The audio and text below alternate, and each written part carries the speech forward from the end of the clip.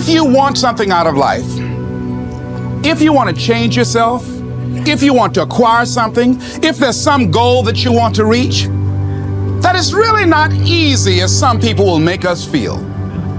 That living your dream, changing your behaviors, overcoming negative habits, it's challenging. It's hard. Most people go through life never discovering what their talents are. Most people never develop their talents. They have skills and abilities, but if you don't nurture them, if you don't develop them, they will never serve you. Your gifts can take you many places if you develop your gifts. Most of us don't like to do those things that come easy to us. I've always loved to talk to people. I decided, taking this advice, to develop my skills as a speaker. And my gift has developed and it's taken me many places. You have something that you brought to the universe. And that if you decide that my life deserves my developing this, what I do well, and becoming the best at it and mastering myself and seeing what I have within me, if you decide to drop your buckets where you are and develop your gifts, I grant you, you'll never ever be without. I grant you that your gifts will take you places that will literally amaze you. I grant you that if you begin to work to develop your gifts, you'll develop a strong sense of happiness. You'll get a larger vision of yourself, because part of beginning to get a larger vision of yourself, all of us need some area of our lives where we can have a feeling of competence. That people know when they think about this area, that's something you do. That you eat and sleep that. And that you do that. You do that. And people know it. And you know it. And you know that you know that you know this. If you don't know anything else, you know this. Can you tell I know what I'm doing? Oh, hello. You know this. So you've got to work on it. When other folk are having a good time, you've got to have the strength of character to concentrate, to read, to digest information. If you decide in any particular area that you're concerned about, to make a conscious, deliberate, determined effort to read one book a month in that area, in 5 years, you'll be among the top 5% experts in the world. I read a minimum of 2 books a week. The average American reads only 1 book a year. If you decide that area that you love, that you are going to master that particular area, in this era of accelerated change, overwhelming complexity, and tremendous competition, as you begin to develop and expand your skills and your talents and your vision of yourself, you will always be in control of your destiny. The next thing is, whatever it is that you want to do, you want to do it massively. I have a friend who was telling me that his sales were down. I said, well, how many phone calls you make a day? He said, 25. I said, double them. Make 50 or 75 or 100. He said, oh man, that's just too much. I said, what do you mean too much? You behind on your bills? You talking about too much? You know one way to get back on your feet real quick is to miss 2 car payments? You talking about you're tired? There's no competition out here. Decide that you're going to push yourself. Most people won't do that. Most people give up on themselves easily. You know the human spirit is powerful. There's nothing as powerful. It's hard to kill the human spirit. They asked Benjamin Disraeli, a man who became the head of a country at a time when Jews were not allowed out after 10 o'clock. They said, how did you do it? How do you achieve it against such great odds?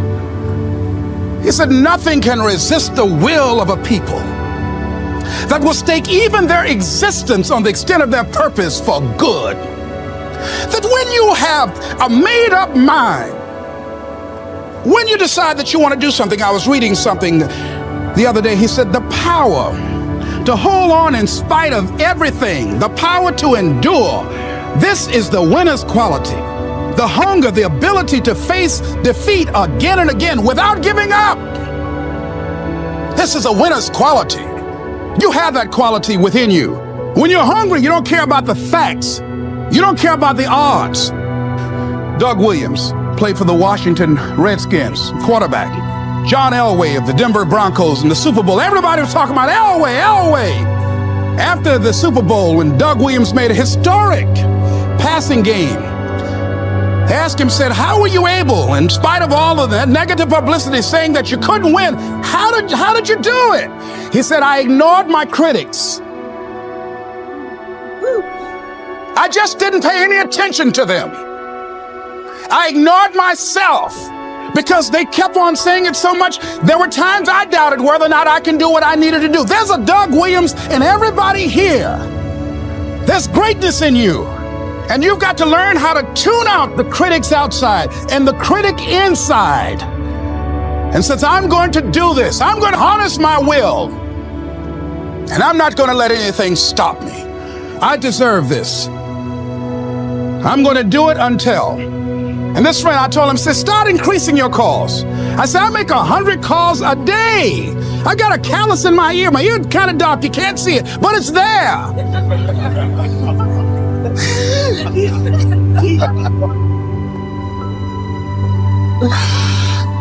His sales have increased.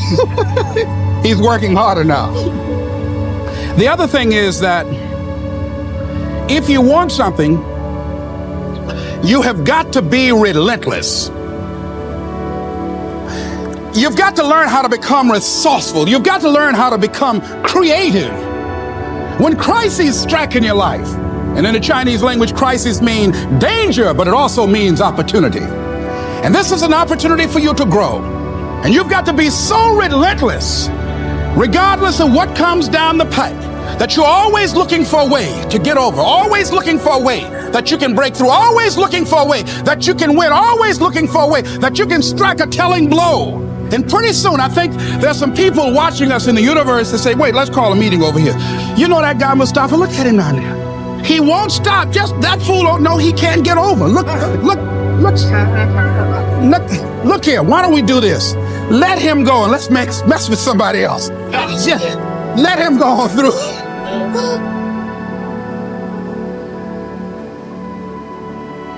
Life will just get tired of whipping you sometimes. And just say, let's just let this one go. I believe this. Now, no one has told me this, but I just kept on kicking. I didn't have sense enough to stop. I was intelligently ignorant. I didn't know what I couldn't do. So I just tried anything. And the fascinating thing about life, because you can't get out of it alive, you might as well have a good time, you know? You might as well have a good time. Live your life with passion,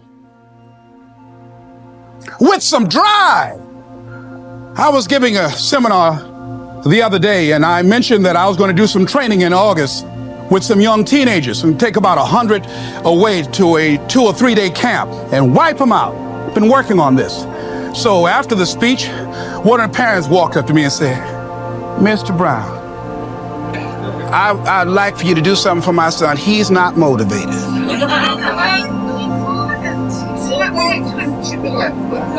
I said, I wonder why.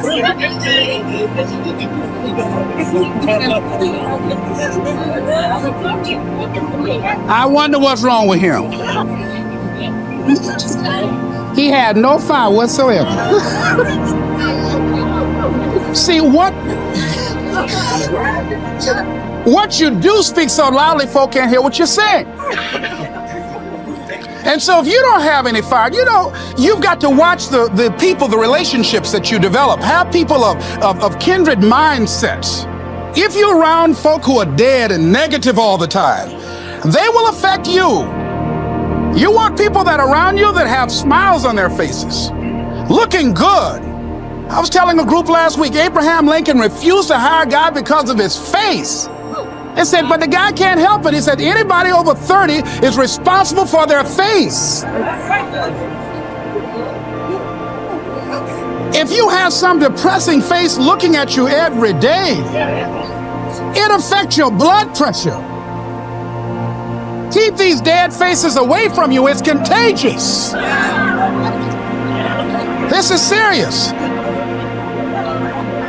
So you've got to watch your countenance, watch your face, have an uplifted expression, watch your body posture.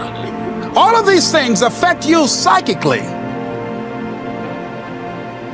You got to be the kind of person that you are fearless. Fearless. Folk leave fearless people alone. There's some people walk through a neighborhood and every dog in the neighborhood would bark at them.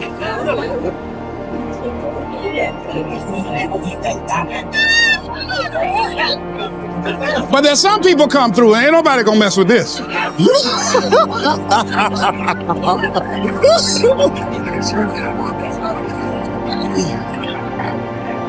You are unstoppable. And because you are unstoppable, because you've got power that you haven't even begun to use yet, you owe it to yourself to release your brakes. How many of you have the experience of pulling out of your driveway and you're mashed on the accelerator and the car was just going, and couldn't move, and you mashed harder and it couldn't move, and then you discovered you had your emergency brakes on. And then you release those emergency brakes and it goes, choo!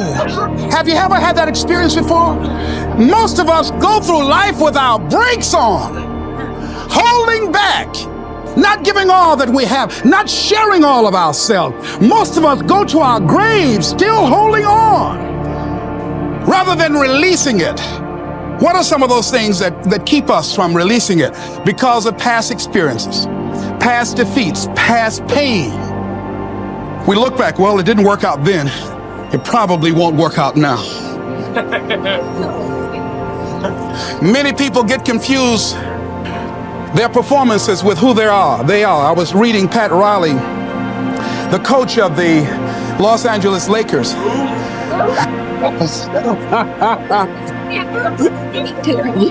But you're going to like this quote here.